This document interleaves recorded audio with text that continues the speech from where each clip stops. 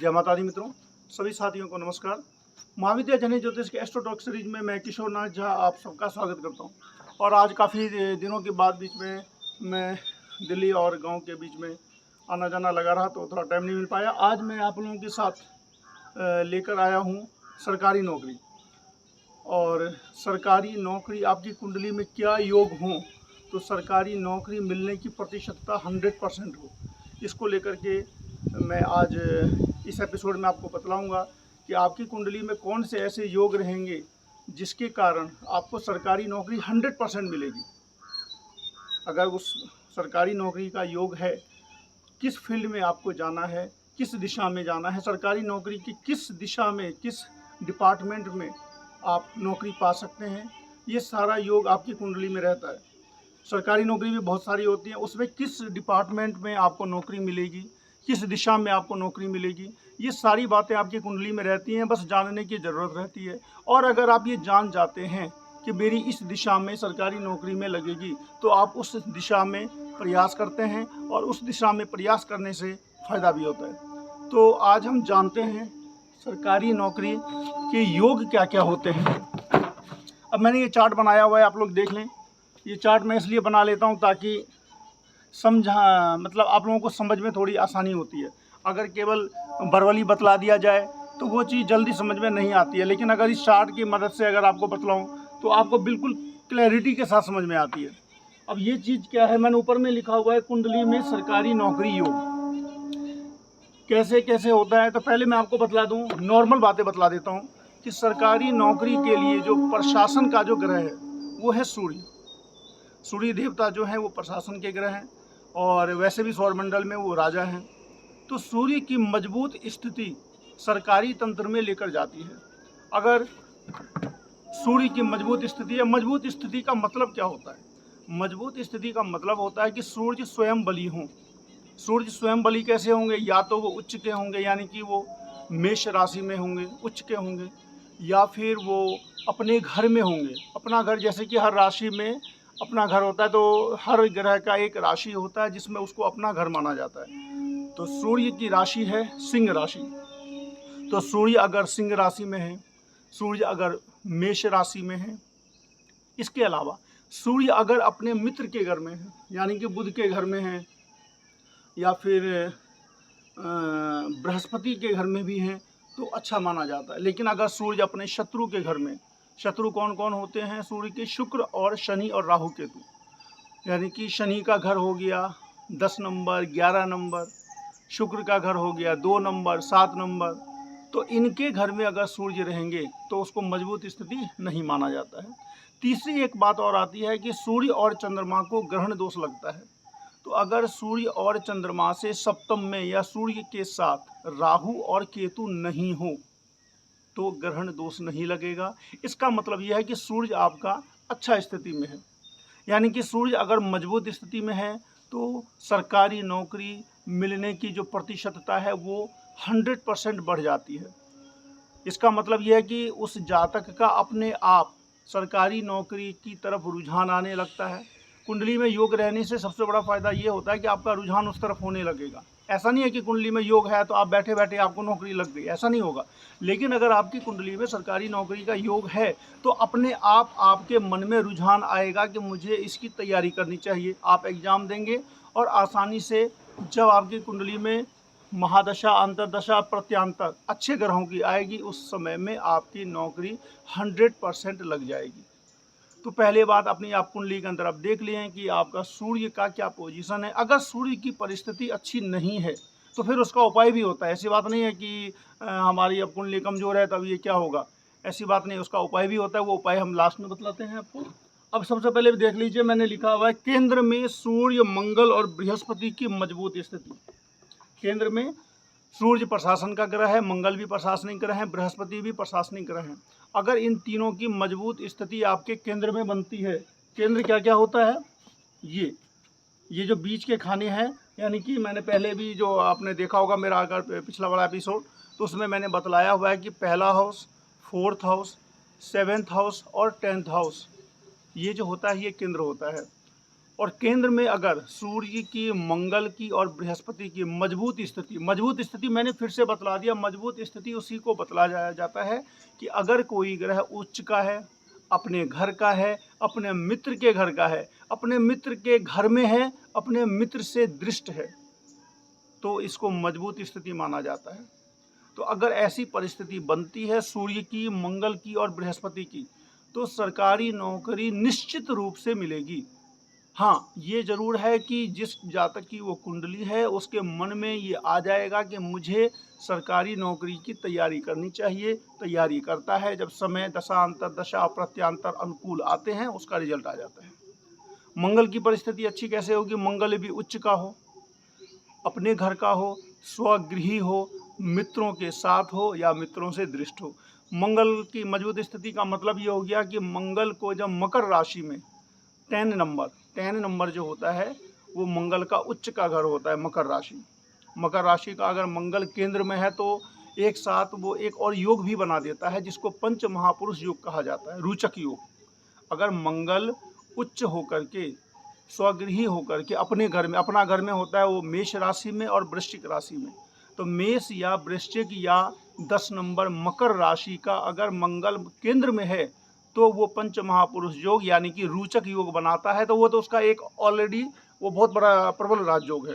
तो सोचिए कि अगर एक प्रबल राजयोग ऑलरेडी बन गया और साथ ही साथ वो सरकारी नौकरी का भी योग बना दिया, तो सरकारी नौकरी कितनी आसानी से मिलेगी। बृहस्पति के साथ भी ऐसा ही है। अगर केंद्र में बृहस्पति मजबूत स्थिति में है, मजबूत स्थिति का मतलब फिर से कोई ग्रह उच्च होना चाहिए, स्वगृही होना चाहिए यानी कि अपनी ही राशि में होना चाहिए, मित्र के घर में होना चाहिए और मित्र से दृष्ट होना चाहिए। अगर बृहस्पति को कर्क राशि में है, कर्क राशि में बृहस्पति उच्च का होते हैं। उसके बाद अगर वो मित्र के साथ हैं, मंगल उनका मित्र है, मंगल के घर में है यानी कि नंबर 1 में है, 8 में है, या स्वराशि उनकी जो होती है 9 नंबर और 12 नंबर होती है, धनु राशि और मीन राशि। यानी कि 9 नंबर और 12 नंबर में अगर बृहस्पति केंद्र में बैठे हैं तो ये भी एक पंच महापुरुष योग बनाता है जिसको हंस योग बोला जाता है। अब सोचिए कि मंगल और बृहस्पति दोनों केंद्र में मजबूत स्थिति में हो तो सरकारी नौकरी मिलती है, और वही मंगल और बृहस्पति अगर मजबूत स्थिति में केंद्र में हैं तो पंच महापुरुष योग भी बनता है। मंगल से अगर ये योग बनता है तो उसको रोचक योग बोलते हैं, और बृहस्पति से अगर बनता है तो हंस योग बोला जाता है। तो आप अपनी कुंडली में देख सकते हैं कि मंगल की क्या स्थिति है, बृहस्पति की क्या स्थिति है, सूर्य की क्या स्थिति है। अगर इन तीनों की अनुकूल स्थिति है तो समझिए कि आपका रुझान अपने आप आएगा। इस बात की मैं गारंटी लेता हूँ कि जो चीज़ कुंडली में होती है वैसा ही मन आपके साथ होने लगता है। अगर आपकी कुंडली में संघर्ष के योग हैं तो आपका मन भी वैसा ही हो जाएगा, आप तैयारी ही नहीं करेंगे। लेकिन अगर आपकी कुंडली में अगर अच्छे योग बने हुए हैं तो आपका मन हो जाएगा, आपका रुझान आ जाएगा, सर्कमस्टेंसेस लाइफ में ऐसे बनने लगेंगे कि आप उसकी तरफ जाने लगेंगे। तो पहला तो ये है कि आप अपनी कुंडली के अंदर में सूर्य, मंगल, बृहस्पति को देखें। उसके बाद एक और जो होता है प्रबल राजयोग बोला जाता है, उसको बोला जाता है केंद्र और त्रिकोण का संबंध। केंद्र और त्रिकोण का संबंध, ये मैंने पिछले एपिसोड भी जो मेरे रेगुलर अगर देख रहे हैं तो आप लोगों को बिल्कुल अब क्लैरिटी के साथ समझ में आ रहा होगा कि केंद्र क्या होता है और त्रिकोण होता है पंचम और नवम को हम त्रिकोण की संज्ञा देते हैं, यानी कि 5th हाउस और 9th हाउस। फर्स्ट हाउस जो होता है वो त्रिकोण भी होता है, केंद्र भी होता है, तो उसको मैक्सिमम टाइम केंद्र में ही लिया जाता है। तो अगर first house, 4th house, 7th house और 10th हाउस के लॉर्ड का 5th हाउस और 9th हाउस के साथ कोई रिलेशन बने तो उसको बोला जाता है केंद्र त्रिकोण संबंध कैसे बन सकता है तो वो आप समझ लीजिए कि रिलेशन दोनों में कैसे बनेगा कि अगर केंद्र का स्वामी लॉर्ड और त्रिकोण का लॉर्ड दोनों अगर एक साथ बैठे हों कहीं पे, अगर 5th हाउस का लॉर्ड और 4th हाउस का लॉर्ड दोनों अगर एक साथ बैठे हैं तो रिलेशन बना दोनों में। अगर 5th हाउस का या फिर जो भी केंद्र और त्रिकोण के जो लॉर्ड हैं उनके अंदर अगर दृष्टि संबंध हो, दृष्टि संबंध ये होता है कि दोनों एक दूसरे को देखते हैं। ये किस परिस्थिति में होगा?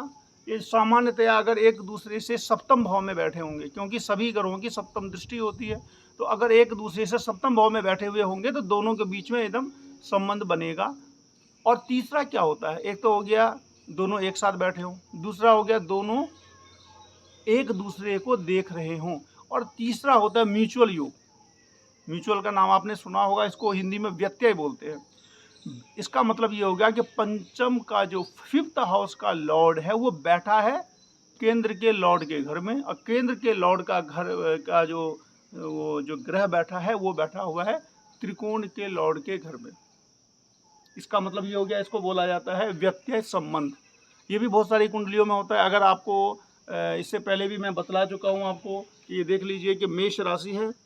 आपको इतना तो हमेशा याद रखना होगा, जो कोई भी ये देख रहे हैं उनको एटलीस्ट 1 से लेकर के 12 तक ये पता जरूर रहना चाहिए। तभी आपको ये, जैसे होता है ना कि किसी भी चीज़ को सीखने का जो प्राइमरी चीज़ क्या होता है, तो प्राइमरी चीज़ इस कुंडली के अंदर में मेष से लेकर के मीन तक, 1 से लेकर के 12 तक का जो नंबर है वो आपको पता रहना चाहिए। तो मेष से लेकर के मीन तक आपको याद रहना चाहिए। मेष नंबर 1 हो गया, वृष 2 नंबर हो गया, मिथुन 3 नंबर हो गया, कर्क 4 नंबर हो गया, सिंह 5 नंबर हो गया, कन्या 6 नंबर हो गया, तुला 7 नंबर हो गया, 8 वृश्चिक हो गया, 9 धनु हो गया, 10 मकर हो गया, 11 नंबर में कुंभ और 12 नंबर में मीन। इसके बारे में इससे पहले वाले एपिसोड में भी बतलाया गया था। अब ये आती है कि इनका अगर आपस में संबंध बन जाए, यानी कि ये 5th हाउस है, ये 9th हाउस है और ये केंद्र है चारों, तो इनके स्वामी में और इन दोनों के स्वामी में अगर रिलेशन है तो ये बहुत बड़ा राजयोग होता है। और इसमें कोई सोचने वाली बात नहीं है। अगर ये कुंडली में योग है तो निश्चित रूप से सरकारी सेवा में वो उसकी नौकरी लगेगी। हाँ, ये बात है कि अब आप बोल देंगे कि भाई हमारी कुंडली में तो ये योग है, अभी तो मेरी नौकरी लगी नहीं। ये आता है, बहुत सारी क्वेरी आती है कि भाई हमारी कुंडली में तो करोड़पति योग है, अभी तक हमको लगा नहीं। हमारी कुंडली में तो ये वाला योग है, बहुत ज़्यादा पैसा वाला योग है, अकस्मात प्राप्ति, धन प्राप्ति योग है, अभी तक तो लगा नहीं। तो इसके लिए क्या होता है कि कुंडली में ये योग हैं, उसकी जब उसी ग्रह की जब महादशा, अंतरदशा, प्रत्यांतर जब आपका समय आएगा, उस समय में उसका जो रिजल्ट देने का जो होता है वो ज़्यादा समय आता है, उस समय वो आपको रिजल्ट देगा। उसके बाद आपको इसमें तीसरा ये मैंने केंद्र त्रिकोण बतला दिया। एक योग होता है बुधादित्य योग।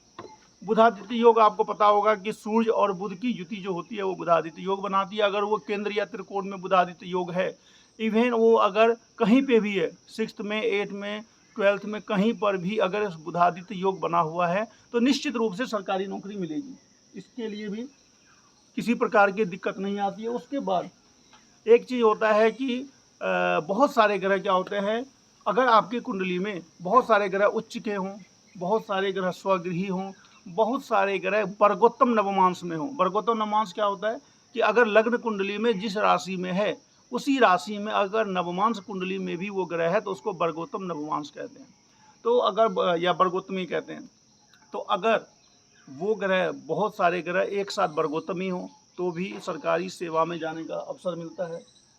और 5th हाउस और 9th हाउस का अगर रिलेशन बना हुआ है तो भी सरकारी सेवा में नौकरी आपको मिल जाती है। यानी कि ये सारी चीज़ें जो हैं। और एक चीज़ और है कि जिस ग्रह से आपको सरकारी सेवा में जाने का अवसर मिल रहा है उस ग्रह की कंडीशन क्या है, उसके अंश कितने हैं। 0 से लेकर के 30 अंश तक कोई ग्रह होता है। तो अगर आपके किसी भी प्लैनेट का जो अंश है वो 10 से लेकर के 20 अंश तक है तो समझिए आपको वो स्ट्रगल तो बिल्कुल भी नहीं करवाएगा, बिल्कुल स्ट्रगल नहीं करवाएगा, बिल्कुल आसानी से काम करवा देंगे। लेकिन अगर वही अंश अगर 25 से 30 अंश पर या 0 से 5 अंश पर है तो स्ट्रगल ज़्यादा होगा। और किसी भी चीज़ का रिजल्ट कब आएगा, ये भी रिजल्ट निकाला जाता है। कुंडली आती है, आपने एग्जाम दे रखा है तो उसका निकाला जाता है कि इस टाइम में जा कर के आपका रिजल्ट क्लियर हो जाएगा। वो कैसे निकाला जाता है कि आपका जिस ग्रह से आपको सरकारी नौकरी मिल रही है उस ग्रह का जो प्लैनेट्स हैं उन प्लैनेट की दशा, अंतरदशा, प्रत्यांतर कब आ रही है। और गोचर में, गोचर में देखिए, गोचर का इसलिए बतला रहे हैं क्योंकि जो एग्जैक्ट जो फलित होता है बिना गोचर के होता ही नहीं है। तो गोचर में देखना पड़ता है कि उस डेट में उन प्लैनेट की आपस में रिलेशन है और 10th हाउस के लॉर्ड के साथ सबका रिलेशन बनना चाहिए। अगर इतनी कंडीशन फुलफिल हो जाती है तो 200% मैं कह सकता हूं कि उसको जो उसका काम है, जो सरकारी नौकरी के लिए जो उसका रिजल्ट अवेटेड है, उसमें उसको निश्चित रूप से हो जाएगा। अब कुछ बात कर लेते हैं कि किस फील्ड में लगेगी। अगर बृहस्पति के कारण से सरकारी नौकरी का विशेष योग बन रहा है तो आप न्याय के क्षेत्र में और शिक्षा के क्षेत्र में, कर्मकांड के क्षेत्र में आगे जाएंगे। अगर मंगल की वजह से सरकारी नौकरी का योग बन रहा है तो पुलिस में जाएंगे, सेना में जाएंगे, मिलिट्री में जाएंगे, इंजीनियरिंग में जाएंगे और लैंडलॉर्ड बन सकते हैं, ज़मींदार बन सकते हैं, प्रॉपर्टी डीलर बन सकते हैं। अगर शुक्र की वजह से अगर अच्छा योग बन रहा है तो आप बॉलीवुड में एंट्री मार सकते हैं, आप हीरो हीरोइन बन सकते हैं, आप मैनेजमेंट कर सकते हैं, आप बहुत अच्छे तरीके से बिजनेस कर सकते हैं। अगर बुध की वजह से हुआ है तो भी आप बिजनेस कर सकते हैं, आप सीए बन सकते हैं, अकाउंटेंट बन सकते हैं, आप बहुत बड़ा बिजनेस संभाल सकते हैं। शनि की वजह से अगर कोई योग बनता है तो शनि में एक प्रॉब्लम यह है कि या तो वो इंजीनियर बनाएंगे या फिर आपको मेहनत कश बनाएंगे। तो मेहनत कश बनने का मतलब ये हो गया कि आजकल हर कोई चाहता है कि दिमाग का ही खाएं, मेहनत कम करना पड़े। तो मेहनत जब करेंगे तो जितना ज़्यादा मेहनत उतना कम पैसा। तो इसीलिए शनि के अगर मजबूत बहुत ज़्यादा रहने से क्या होता है, या तो इंजीनियर बनाता है या बहुत ज़्यादा हेक्टिक शेड्यूल वाला इंजीनियर बनाता है, और या फिर ये कह सकते हैं आपकी थोड़ा मेहनत करने वाला काम मिलेगा, यानी कि उसमें समस्याएं ज़्यादा आती हैं शनि की अगर रहने से। लेकिन अगर शनि फिर मजबूत स्थिति में है तो वो आपको फिर फ़ायदा भी पहुंचाएंगे। और सूर्य और चंद्र अगर हैं तो वो प्रशासन में लेकर जाते हैं। तो इस तरीके से इसमें ये सारी बातें जो हैं वो मैंने आपको बतलाई हैं। इसको आप चाहें तो स्क्रीनशॉट भी लेकर के रख सकते हैं, क्योंकि इसमें जो मैंने बातें बतलाई हैं वो एक जगह पे समग्र हैं। और ये अगर आपकी कुंडली में इनमें से कुछ भी अगर एक भी फुलफिल करता है, 2-4 फुलफिल करते हैं तब तो 200%, अगर कम से कम एक भी फुलफिल करता है, और अगर कोई ग्रह आपका अगर कमज़ोर भी है, उस ग्रह को अगर आपने मजबूत कर लिया, मजबूत करने के लिए उपाय किया जाता है। मजबूत करने के लिए अगर आपका कोई ग्रह अगर लग्नेश या फिर 5th हाउस का लॉर्ड, 1st हाउस का लॉर्ड, 10th हाउस का लॉर्ड या 9th हाउस का लॉर्ड अगर किसी भी परिस्थिति में कमज़ोर बैठे हैं।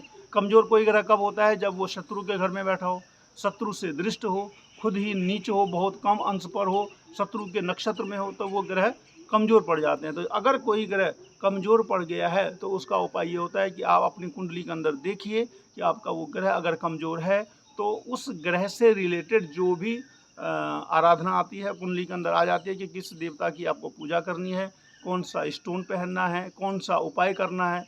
तो इनमें से अगर आपने धीरे धीरे करके उपाय कर लिए, और मेहनत तो हमेशा करनी ही है, इसका कोई तोड़ नहीं है। कोई ये नहीं सोच रहा है कि भाई मेरी कुंडली में तो आईएएस का योग बना हुआ है तो मैं तो आईएएस बन ही जाऊंगा, ऐसा नहीं होता है।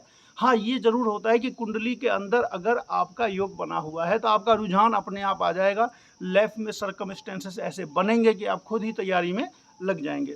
तो इस तरीके से गवर्नमेंट जॉब का जो ये मैंने क्राइटेरिया बतलाया, ये कुंडली में निश्चित रूप से जो भी तैयारी करते हैं सबकी कुंडली में फुलफिल जरूर होगा। मैं तो ये कहता हूँ कि जो लोग भी तैयारी कर रहे हैं उनके कुंडली में ये सारा क्राइटेरिया होगा। अब आप कहेंगे कि भाई हमें तो अभी तक नौकरी लगी नहीं, तो मैंने पहले भी बताया कि आपकी कुंडली में सारा क्राइटेरिया फुलफिल है, लेकिन जॉब कब लगेगी? जब जिस ग्रह से आपका सरकारी नौकरी का क्राइटेरिया फुलफिल हो रहा है वहाँ पर उस ग्रह की दशा, अंतर्दशा और प्रत्यांतर आ जाए। तो और एक सेकंड इम्पोर्टेंट बात मैं आपको बतला रहा हूँ कि आप मेरे चैनल को अगर आप लोगों को ये जो ज्योतिष का जो एस्ट्रो टॉक सीरीज अच्छा लग रहा है तो निश्चित रूप से लाइक करें, शेयर करें, सब्सक्राइब करें। मैं हालांकि बहुत सारे लोग स्टार्टिंग में ही सबसे पहले बोलते हैं कि भैया लाइक कर देना, शेयर कर देना, सब्सक्राइब कर देना, मैं लास्ट में बोलता हूँ, लेकिन फिर भी बहुत अच्छा रिस्पांस आ रहा है। बहुत सारे लोग सब्सक्राइब भी कर रहे हैं, पूरी भी मेरी जो भी लोग देख रहे हैं मेरी वीडियो पूरी देख रहे हैं, तो मुझे इस बात की खुशी है कि लोगों को समझ में आ रहा है, मैसेज भी आ रहा है, फ़ोन भी आता है। तो इस तरीके से काफ़ी अच्छा जा रहा है और मैं ये चाहता हूँ कि ज्योतिष हर घर में पहुँचे। हर किसी को अपने बारे में जानने का मौलिक अधिकार है। हर किसी को अपने बारे में, अपनी कुंडली के बारे में जानने का मौलिक अधिकार है, और ये मौलिक अधिकार मैं चाहता हूं कि हर किसी को रहे, और हर कोई अपनी कुंडली के बारे में एटलीस्ट, ज्योतिषी नहीं बनना वो बात अलग है, हमें कोई प्रोफेसर में नहीं जाना वो बात अलग है, लेकिन एटलीस्ट अपनी कुंडली के बारे में जानकारी रखना सबसे ज़्यादा ज़रूरी है। तो इस तरीके से मैं नेक्स्ट वीडियो में फिर आऊँगा। अभी थोड़ा मैं गांव में आ गया था, आपने देखा मेरे पीछे कितनी अच्छी ग्रीनरी है, आप देख सकते हैं। तो अभी तो मैं अपने गांव आया हुआ हूँ, अभी काफ़ी अच्छा लग रहा है मुझे। अभी मैं अपने बिहार के दरभंगा ज़िला में कोलिखाहा गाँव से बात कर रहा हूँ आप लोगों के साथ। थोड़ा यहाँ नेट का थोड़ा सा इशू रहता है, दिल्ली की तरह उतना अच्छा तो नहीं रहता, तो डाउनलोड होने में दिक्कत आती है, लेकिन मैं जल्दी अब नेक्स्ट वीडियो भी आप लोगों के साथ आ रहा हूँ। और मेरा वीडियो आप लोग देखते रहे। आप लोगों का सभी लोगों का बहुत बहुत धन्यवाद। आप लोग मेरी वीडियो पूरी देखते हैं और मेरे पास काफ़ी कमेंट्स भी आते हैं, क्वेरीज भी आती हैं। और नेक्स्ट वीडियो में फिर आपके साथ मिलते हैं। तब तक के लिए नमस्कार, धन्यवाद।